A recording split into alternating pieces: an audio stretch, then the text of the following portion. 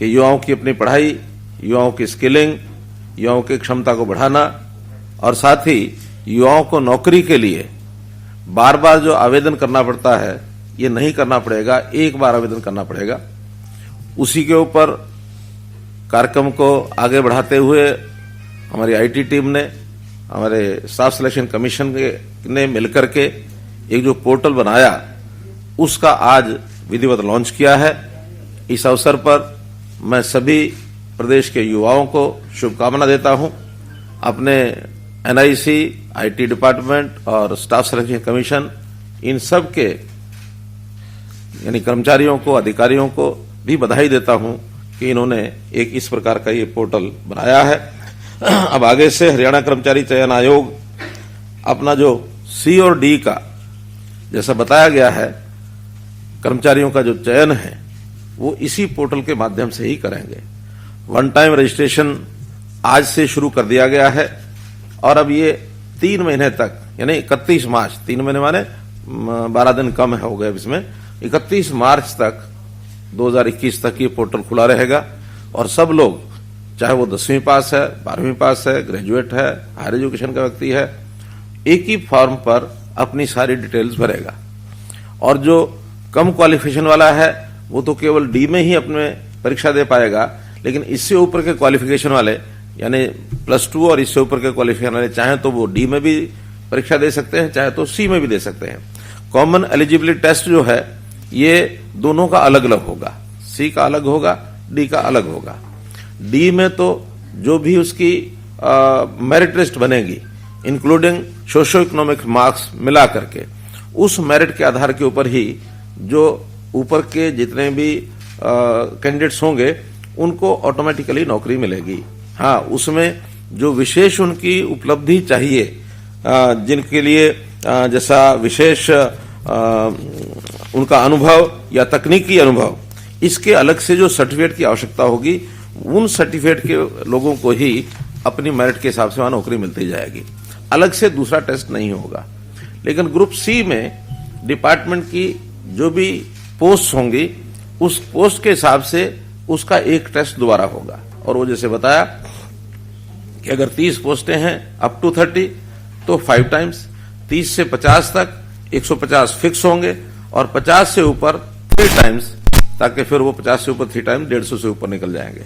तो इस प्रकार से 3 स्लैब्स उसके बनाए गए हैं और मैं समझता हूं कि बहुत बड़ी एक सुविधा ये युवकों को, क्योंकि एक ही युवक बार बार टेस्ट भरता है, बार बार टेस्ट के लिए फार्म भरता है और उसको बार बार फीस देनी पड़ती है। उसकी बजाय वो 3 साल के लिए एक बार ही अपनी पात्रता, एक पात्रता टेस्ट के लिए ही फीस होगी।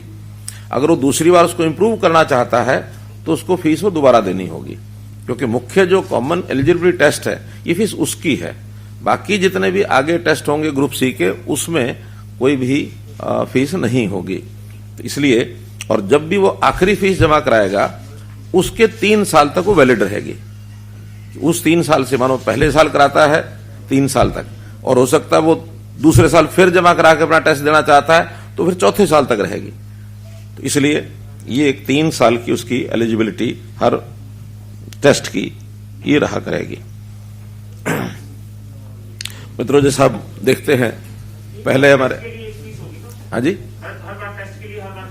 एक एलिजिबिलिटी टेस्ट के लिए, वो एलिजिबिलिटी टेस्ट 3 साल के लिए वैलिड होगा। अगर 3 साल में आगे नहीं देता तो वहां तक रहेगी। लेकिन इंप्रूव करने के लिए अगर मानो उस अगले एलिजिबिलिटी टेस्ट के लिए फिर वो देना चाहता है तो फिर से उसको फीस देनी होगी, तो वो टेस्ट की उसकी भी फिर 3 साल वैलिड हो जाएगी। ये जो विभागीय टेस्ट में अगर रह जाएंगे तो उनको फिर क्या दोबारा टेस्ट देना पड़ेगा? नहीं, वो 3 साल तक अलग अलग विभागों में भी टेस्ट देते रह सकते हैं। वो अगली बार फिर पोस्टिंग के लिए फिर दे सकता है। इंप्रूव करना तो बीच में इंप्रूव कर सकता है। अगर 3 साल तक उसने इंप्रूव भी नहीं किया, उसको उसके आधार पर कोई नौकरी भी नहीं मिली, तो वो 3 साल के बाद उसका ये पीरियड समाप्त हो जाएगा। अगले 3 साल के लिए फिर आना चाहता तो फिर आ सकता है। सामान्यतः होगा ये कि जो एलिजिबिलिटी टेस्ट में हायर मार्क्स के जितने भी बच्चे हैं, कैंडिडेट्स हैं, वही नौकरी के लिए बार बार प्रयत्न करेंगे। बहुत नीचे जो रह जाएंगे वो या तो इंप्रूव करेंगे या छोड़ के अपना काम करेंगे, क्योंकि इसमें हर एक बार के लिए उनको अलग अलग लालसा तंग नहीं करेगी। क्योंकि अभी तो क्या होता है एक मान लो 5000 पोस्ट हैं, उन 5000 पोस्ट के लिए भी 10 लाख लोग आते हैं, 500 पोस्ट होती है उसके लिए 10 लाख फिर आते हैं, अगले किसी और विभाग की 2000 आ जाती है उसके लिए 10 लाख फिर आते हैं।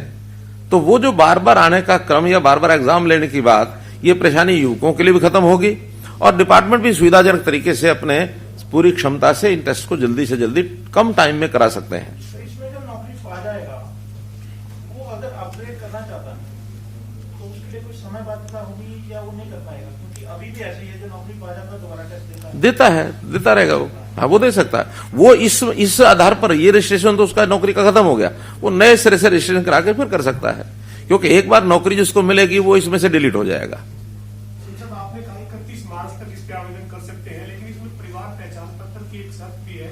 परिवार पहचान पत्र का काम तो सर अवेलेबल प्रोसेस है, मुझे लगता नहीं है कि आप 31 मार्च तक या इन बिटवीन कोई आवेदन करते हैं तो उसके लिए तो दिक्कत रहेगी सर। जब भी कोई आवेदन करता है और उसका परिवार पहचान पत्र नहीं है तो उसी समय पहले वो पहचान पत्र बनाएगा और पहचान पत्र तुरंत बनता है। वो तो जो नहीं बनवा रहे वो पूरा करने के लिए समय लगेगा, लेकिन आवेदन करने से पहले अगला अपना परिवार पहचान पत्र कहीं भी किसी भी सेंटर पर जाके बनवा सकता है। बनवाएगा, अपना नंबर लिखेगा, उसको रजिस्ट्रेशन करेगा, तो इसलिए परिवार पहचान पत्र में टाइम नहीं लगता है। हाँ, एक चीज और क्लियर करनी है कि ये परिवार पहचान पत्र हरियाणा के डोमिसाइल का ही बनता है, लेकिन डोमिसाइल पहले कभी हमारे यहाँ 15 साल की इस पीरियड था कि जो 15 साल से हरियाणा में रह रहा है उसी का डोमिसाइल बनेगा। अब उसका हमने पीरियड 5 साल कर दिया कि 5 साल से भी कोई हरियाणा में रह रहा है तो उसका भी डोमिसाइल बनेगा। 5 साल से कम अगर है तो उसको एक टेम्परेरी रेजिडेंट आईडी दी जाएगी, वो भी भर सकता है फॉर्म, यानी दूसरे प्रदेश का भी भरना चाहे तो भर सकता है। वो टेम्परेरी आईडी उसको ये मिलेगी, उस टेम्परेरी आईडी के आधार पर वो सारी जानकारियां उसकी ऑटोमेटिक उसके अंदर भरी जाएंगी। उसको ऐसा नहीं कि वो नहीं भर सकता है, तो भर सकता है, लेकिन उसको एक टेम्परेरी आईडी मिलेगी, उसके आधार पर वो भरेगा।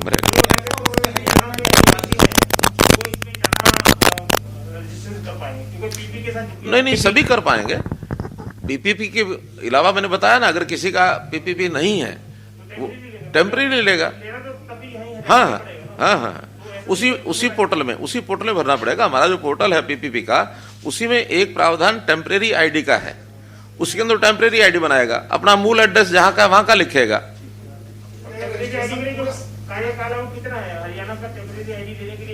मैंने बताया 5 साल का रेजिडेंट जब तक नहीं होता तब तक वो टेम्परेरी पर रहेगा। 5 साल रेजिडेंस पूरा होने के बाद वो परमानेंट में आ जाएगा। क्या ये रजिस्ट्रेशन पूरे साल ओपन होगा? पीपीपी का हमेशा, ये मैंने बताया 31 मार्च तक है, अभी 31 मार्च तक है, फिर इसको समय समय पर खोला जाएगा। जब मानो एक एग्जाम हो जाएगा तो दूसरे एग्जाम से पहले फिर खोला जाएगा, या जब भी कभी परीक्षाएं मान लो 10वीं की 12वीं की होती हैं फिर खोला जाएगा। अभी तो 31 मार्च तक जो पहले से 10वीं के 12वीं के लोग हैं वो आएंगे। और इसमें भारती जी एक प्रावधान हमने ये भी किया है कि जो इस बार 10वीं और 12वीं में अपीयर होंगे, हाँ, वो भी इसमें कर सकते हैं, प्रोविजनल अपना रजिस्ट्रेशन करेंगे। 10वीं में 12वीं में पास होने के बाद वो उसमें अपना अपडेट करेंगे कि 10वीं 12वीं पास हो गए, पास नहीं हो सके तो इसमें रिजेक्ट हो जाएंगे। ये प्रक्रिया की बात होगी, लेकिन टारगेट क्या रखा है सरकार ने? जिस तरह से कोविड का समय रहा, कुछ भर्तियां बंद भी हुई, प्रक्रिया तो एक सिंपल होगी, उसके लिए टारगेट भी होगा? कोई टारगेट नहीं है, सभी लोग रजिस्ट्रेशन कर सकते हैं, सबका टेस्ट होगा। इस टेस्ट के बाद डिपार्टमेंट अपनी आवश्यकता के हिसाब से फिर नौकरियों की एडवर्टाइजमेंट करेगा, और वो जो एडवर्टाइजमेंट होगी उसके बाद उनको फिर क्लिक करना होगा कि हाँ इस नौकरी के लिए अगर तो ग्रुप डी है तो वो सिलेक्शन सीधी हो जाएगी और सीधा उनको अपॉइंटमेंट लेटर जाएगा। 1 महीने का टाइम मिलेगा ज्वाइन करने का, कोई ज्वाइन करेगा ठीक है, नहीं ज्वाइन करेगा तो नेक्स्ट की बारी आएगी। और अगर ग्रुप सी है तो उसको अगला टेस्ट जो डिपार्टमेंट का देना है उसके लिए उसको टिक करना होगा कि हाँ मैं इसके लिए एग्जाम देना चाहता हूं, लेकिन उसके लिए नंबर जो फिक्स कर दिया है अप टू 30, 5 गुना, 30 to 50, 150, अबव 50 अगर पोस्ट हैं तो होते 3 गुना। तो उतना जो अपर होंगे, मानो एग्जाम लेना है 200 लोगों का, टिक कर दिए 400 लोगों ने, तो मेरिट में अपर 200 होंगे, उन्हीं का एग्जाम होगा, बाकी का नहीं होगा। अगर कहीं पे कुछ गड़बड़ी पाई जाती है तो कैसे? मैंने बताया कि इससे बड़ी तो ट्रांसपेरेंसी नहीं हो सकती। हर चीज पोर्टल पर है, जितने लोगों ने फॉर्म भरे हैं वो सबको पता रहेंगे वेबसाइट के ऊपर। जिनको सोशो इकोनॉमिक नंबर दिए गए हैं वो पहले से उसके अंदर डाल दिए जाएंगे, उसको जोड़ करके मेरिट बनाई जाएगी। किसी ने चैलेंज करना तो चैलेंज करेगा। ये जो 10 नंबर के मार्क्स हैं ये तुरंत जैसे रजिस्ट्रेशन 31 मार्च को पूरी हो जाएगी उसके तुरंत बाद वो उनकी एप्लीकेशन के आधार पर नंबर डल जाएंगे। तो नंबर डलते ही जब सीईटी का टेस्ट होगा, कॉमन एलिजिबिलिटी टेस्ट, उससे पहले किसी ने चैलेंज करना तो उसको चैलेंज कर सकता है। तो इसलिए पर्याप्त मात्रा में इसकी पारदर्शिता है। और फिर जब एग्जाम होगा उनके सबके मार्क्स भी सबको पता होंगे कि किसकी मेरिट क्या आई है। वेबसाइट पर देखेंगे 3 टाइम्स 5 टाइम्स का हमने स्कोर बता दिया, सबको पता है। जिस दिन टिक करके लोगों ने भर दिया, जब डेट आएगी उस डेट के बाद भी टाइम दिया जाएगा, इतने टाइम तक आप टिक कर सकते हैं। टिक करने की डेट तक वो नंबर फिर आ जाएगा। उस नंबर में कितने लोगों का टेस्ट होगा वो पता लग जाएगा। 600 लोगों ने टेस्ट किया, 300 ने, मानो 600 लोगों ने टिक किया, 300 ने यदि टेस्ट देना है तो अपर 300 कौन है सबको पता लगेगा। कहीं उसमें कोई छुपाई हुई बात नहीं है। हर किसी को अपने पोर्टल वेबसाइट पर ये चीजें नजर रहेंगी। तो ये सीटें डिसाइड है सर, या शेड्यूल बना दिया कि एक करना है साल में कि 2 होंगे? ऐसा कि अभी इस पर काम चल रहा है, क्योंकि ये कोई भी तैयारी होगी वो कम से कम 5 महीने 6 महीने उसमें लगने हैं। आज उसकी तैयारी शुरू करेंगे, इधर से रजिस्ट्रेशन चलता रहेगा, तो 6 महीने का मतलब है जून से पहले तो ये नहीं होगा। तो पहला टेस्ट जून में होने के बाद तभी हम डिसाइड करेंगे कि अगला टेस्ट कब करना है। लेकिन साल में एक जरूर होगा, अगर आवश्यकता रही 2 भी हो सकते हैं। एक जो है साहब, ये वन टाइम रजिस्ट्रेशन जैसे आपने किया है, ऐसे ही युवाओं के लिए ऑनलाइन ही एग्जाम अगर वो देना चाहे तो ऐसा कोई विचार कर रहे हैं कि चूंकि अभी ग्राम सचिव का पेपर हुआ है सर, 6.5 लाख के करीब अभ्यर्थी थे और इधर से उधर तो नहीं जाना पड़ा, आपने उनके लिए सुविधा कर दी, जिलों में सेंटर दे दिए।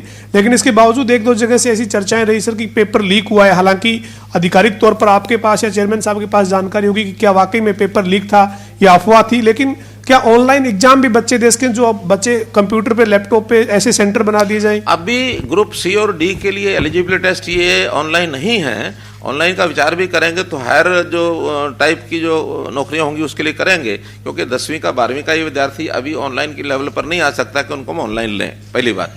दूसरी बात जो आपने कही, ये ठीक है कि एक केस पकड़ा गया है और उस केस में कोई एक टेक्निकल आइटम लेकर के और वो व्यक्ति अंदर गया था, उसने बहुत बारीक चिप एक उससे बरामद हुई और उस चिप के माध्यम से वो सारा सिस्टम पता लग गया है। उसमें जो लोग इसके पीछे काम कर रहे थे उनका भी पता लगा है।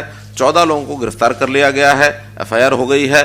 लेकिन मुझे नहीं लगता कि वो उससे ज़्यादा आगे कहीं बढ़ा होगा। कोशिश उनकी रही होगी कि बहुत बड़ा एक कोई स्कैंडल करने की, लेकिन टेक्निकल चीज़ों को पकड़ने के लिए भी टेक्निकल चीज़ें ही ज़रूरत है। अभी उसकी छानबीन चल रही है कि कहाँ तक क्या किसकी उसकी कोशिश की गई होगी। अब ये चूँकि बहुत पुराने ऐसे ऐसे ग्रोह बने हुए हैं जो हर चीज़ की कहीं ना कहीं काट निकालते हैं। अब टेक्निकल लड़ाई तो टेक्निकल चीज़ों से लड़ी जाएगी।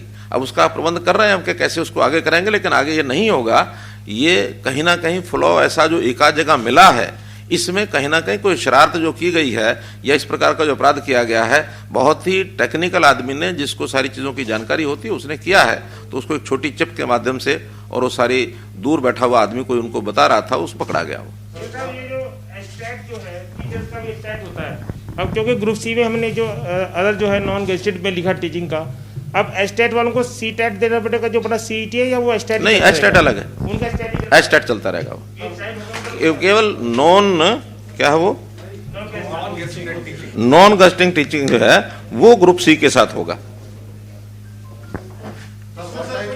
रजिस्ट्रेशन का जो है ये सीईटी में एपीआर होने के लिए रजिस्ट्रेशन के लिए वही जो नौकरियों के लिए है वही एज लिमिट है, 42 वर्ष और 47 वर्ष। सर वन टाइम रजिस्ट्रेशन का ये लाभ हरियाणा सर्विस सिलेक्शन कमीशन में रहेगा या हरियाणा पब्लिक सर्विस कमीशन में? नहीं, अभी स्टाफ सिलेक्शन कमीशन, अभी केवल स्टाफ सिलेक्शन कमीशन का ग्रुप सी और डी में ही है, ये ए और बी में नहीं है। एचपीएससी तो ए और बी की ही नौकरियां करते हैं। इसमें एक चीज़ और क्लियर करनी है कि जो सोशो इकोनॉमिक है वो ग्रुप डी में तो मैक्सिमम 10 मार्क्स दिए जाएंगे, ग्रुप सी में मैक्सिमम 5 मार्क्स दिए जाएंगे। उसमें 2-3 तरह के प्रावधान होते हैं कि जिसके घर में कोई नौकरी नहीं है, कोई भी नौकरी नहीं है एक भी ब्लड रिलेशन में, तो उसको ही 5 मार्क्स दिए जाते हैं। फादरलेस जो है उस जवान को भी 5 नंबर दिए जाते हैं, या विडो है 5 नंबर हैं, और इसी प्रकार की 2-3 कैटेगरीज है। लेकिन टोटल मिला करके वो 10 से ज़्यादा नहीं होंगे और ग्रुप सी में 5 से ज्यादा नहीं होंगे। अब की बार टारगेट क्या है सरकार का नौकरियों का, कि कितनी नौकरियां निकाली जाएंगी इस वर्ष में? और क्योंकि अभी पहले जो 5,000 पुलिस की है वो अभी तो मैं एक जानकारी आपको ये दे रहा हूं कि हमने किया क्या क्या है पिछले 6 साल के अंदर। ये जानकारियां युवाओं को आखिर कैसे कैसे हमने उनको सहयोग किया, कैसे उनको लाभ पहुंचाया, कैसे उनके जीवन को सुखी करने की हमने कोशिश की। आपको ध्यान में है कि पहले जितने भी ये पर्ची खर्ची के सिस्टम चलते थे, भाई भतीजावाद, पैसा लेना, ये करना वो करना, अपने अपनों को दे, मुड़ मुड़ रेवड़ियां। देखिए अब सारा पूरा मत किया करो आप लोग। तो कुल मिला के उस सारे को हमने बदला है, और बदलने के बाद 6 साल में 80,000 नौकरियां हमने दी हैं।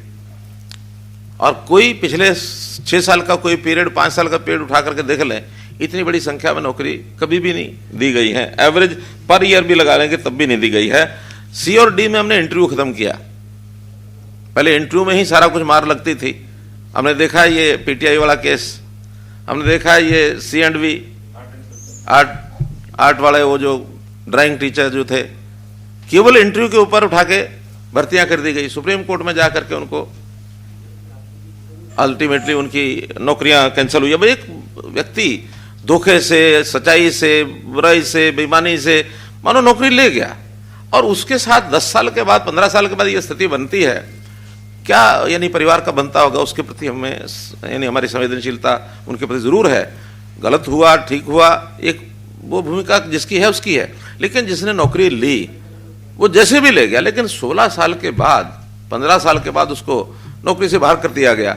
ये भी बहुत एक स्थिति ऐसी है। लेकिन मैं दावे से कह सकता हूं कि हमारी ये 80,000 नौकरियों में से, 6 साल की नौकरियों में से एक भी रिजेक्ट नहीं हुई है। स्टे लगते रहे हैं, जो भी जाता है स्टे लेके आता है, लेकिन उसके बाद उसको कभी मुंह की नहीं खानी पड़ेगी कोई नौकरी हमारी रद्द हुई हो, कोई भी एक भी। पुलिस में भी हमने TRP system, transparent recruitment process जो चलाई थी, सबसे पहले हरियाणा में चलाई गई, जिसके अंदर यानी लगभग 8-10 हज़ार पुलिस की भर्तियां हमारी पिछले 6 साल में हुई हैं। चाहे वो सब इंस्पेक्टर की हुई हैं, चाहे वो कांस्टेबल की हुई हैं, पुरुषों की, महिलाओं की, सब तरह की। लेकिन हमने सिस्टम उसमें दायर किए, और सिस्टम के अंदर कभी कोई फ्लॉ नहीं निकला। और अच्छे अच्छे लोग, यानी आज पुलिस का जो नया बैच है, बहुत अच्छे पढ़े लिखे, अच्छे यानी होनहार, और उसमें से हमने एक और छूट दी उनको कि आपको आगे प्रमोट करना, अपने आप को कैरियर बनाना है, आपको आगे जाने के लिए कोई भी टेस्ट देना, NOC नहीं लेना पड़ेगा। Just you inform your department कि मैं एक टेस्ट देने जा रहा हूं। पहले क्या होता था, NOC लेना अनिवार्य होता था, और NOC लेते समय ऊपर के अधिकारी भी सोचते थे भाई ये नीचे का आदमी हमारे काम का आदमी है, हमने ट्रेनिंग इसको दी है, ये जाएगा तो हमें छोड़ जाएगा, तो फिर हमारा काम खराब होगा, हमें नई भर्ती करनी पड़ेगी। नो, हम उस नौजवान के कैरियर में बाधा नहीं बनना चाहते। पहले मैं जो अगली बातें थोड़ी सी बता देता हूं, फिर पोर्टल पर फिर आ जाएगा वापस। पोर्टल की काफी बातें बता दी हैं। 75% उद्योगों में प्राइवेट नौकरी के लिए इसका कानून हमने बनाया है कि हरियाणा के युवक को प्राथमिकता मिले। ये ठीक है, इसमें काफी कुछ चर्चा, बहस ये सब चलती है, चल भी रही है, लेकिन मैंने कहा अगर उपलब्ध है हरियाणा का नौजवान तो उसको नौकरी पहले मिलनी चाहिए, उपलब्ध नहीं है तो बाहर से ला सकते हैं। इसका मैकेनिज्म वो सारा हम बना रहे हैं। विदेश सहयोग विभाग हमने बनाया है, कल ही उसमें मीटिंग हुई है कि हमें अपने नौजवानों को, हमारे यहाँ जो वर्कफोर्स है ये काम करने के लिए विदेश में भी अगर जा सकते हैं उनको फैसिलिटेट किया जाए। कॉलेजेस में फ्री पासपोर्ट बनाने की हमने सुविधा दी। क्या फॉर्म भरिए, कोई भी पोस्ट यानी ग्रेजुएट होने वाला विद्यार्थी अपना पासपोर्ट वहीं से लेकर के जा सकता, उसका कोई शुल्क नहीं लगेगा। और 6,800 विद्यार्थियों को इस साल ये पासपोर्ट दिए गए हैं जिन्होंने अप्लाई किया है फ्री ऑफ कॉस्ट। इसी प्रकार की स्किलिंग के भी हम कार्यक्रम चला रहे हैं। हमारा जो स्किल डेवलपमेंट यूनिवर्सिटी बनाई है, हर प्रकार की स्किलिंग, चाहे वो 10वीं पास है, चाहे ग्रेजुएट, पोस्ट ग्रेजुएट, +2 कोई भी है, ताकि जिस चीज की आवश्यकता है उसकी स्किलिंग और वो करवाई जाए और उनको आगे बढ़ाया जाए। ये भी हमने जो काम किया है उसके अंदर भी केवल यूनिवर्सिटी में 12,000 विद्यार्थी वो स्किलिंग का उनका तैयारी हो गई है। और इसके अलावा स्किलिंग यूनिवर्सिटी के इंडस्ट्री के साथ MOUs हो रहे हैं। लगभग 50 इंडस्ट्री के साथ MOU हुए हैं, जहां इंडस्ट्री में ही ट्रेनिंग दी जाएगी जिस चीज की आवश्यकता है, और वही इंडस्ट्री उनको एब्जॉर्व करेगी, ट्रेनर्स उन यूनिवर्सिटी वाले होंगे, सर्टिफिकेट्स के लिए यूनिवर्सिटी देगी, उनकी देखरेख में उनकी ट्रेनिंग का जो एग्जाम पार्ट है वो उसके लिए यूनिवर्सिटी करेगी। और उसका एक MOU करने के बाद इसमें भी बड़ी संख्या में नौजवानों को भर्ती हो रही है। हमने रोजगार मेले भी लगाए, 577 रोजगार मेले लगे हैं 6 साल में, 60,800 बेरोजगार युवाओं को उसमें नौकरी दी गई है। और इसके अलावा निजी कंपनियां जैसे ओला, उबर, GS4, जोमेटो और स्विगी, इनके साथ भी हमने अनुबंध किए और उसमें भी 79,000 युवाओं को रोजगार के अवसर प्रदान किए।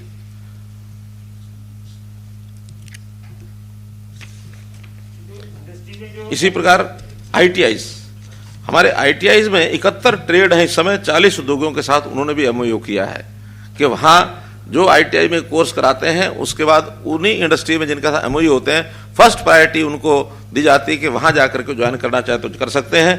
इसमें भी बहुत बड़ा एक युवाओं को रोजगार का ये सारा विषय मिला है। जैसा मैंने कौशल विश्वविद्यालय के MOUs का विषय बताया है, जो इंडस्ट्री के साथ किए गए हैं उसमें भी 71,000 युवाओं को और ऐसा उन इंडस्ट्री में जाने का अवसर मिला है। कोचिंग के नाते भी जैसे युवाओं को, जो गरीब विद्यार्थी हैं, अच्छे होनहार हैं, इनके लिए सुपर 100 कार्यक्रम चालू किए, अभी 2 चल रहे हैं, इस बार से हमने उसकी 4 की घोषणा की है। और वहां गरीब विद्यार्थी फ्री कोचिंग लेता है और फ्री कोचिंग उनको एक अच्छे लेवल की कोचिंग दी जाती है। और दोनों कोचिंग सेंटर से इस बार 83 युवा ऐसे हैं जिनको IIT और मेडिकल कॉलेजेस में एडमिशन मिले हैं। नमस्कार, मैं हूं मानक गुप्ता। अगर आपको हमारा ये वीडियो पसंद आया हो तो इसे लाइक और शेयर जरूर करें, और हां, हमें सब्सक्राइब और फॉलो करना ना भूलें ताकि आप देश और दुनिया की कोई खबर मिस ना करें। तो जुड़े रहिए हमारे साथ और देखते रहिए News 24।